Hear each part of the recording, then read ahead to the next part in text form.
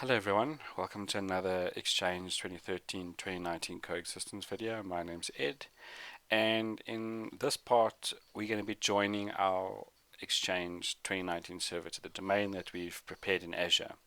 Now in the previous part we covered the certificate for Exchange 2013, and we'll obviously cover certificates later for Exchange 2019.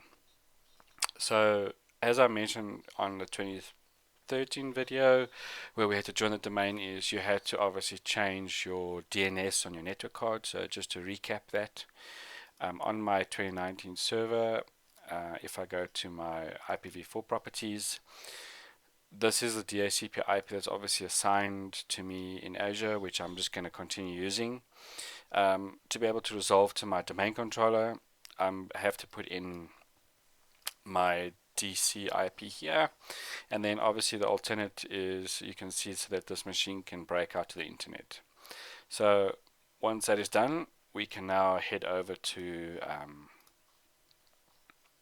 our system settings, and I can now join this machine to the domain. So my domain is tlab.local. I'm just going to put in my credentials quickly.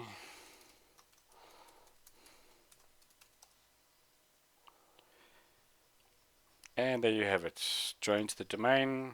Obviously I need to reboot now. Now before I reboot, I'm just going to explain to you what's going to happen in part 8, as we are in part 7 here. In part 8, I will have all the prerequisites downloaded and necessary to go to do the installation. So I'm going to break this up into multiple parts like I did with the 2013 section, where we will install the PowerShell prerequisites, then we'll move on to .NET 4.8, UCMA runtime 4, and then obviously the Visual C++ binaries. And after everything is done, then we'll kick off with the Exchange 2019 installation. So that is part 7 for you, short and sweet. See you in part 8. Thank you very much for watching.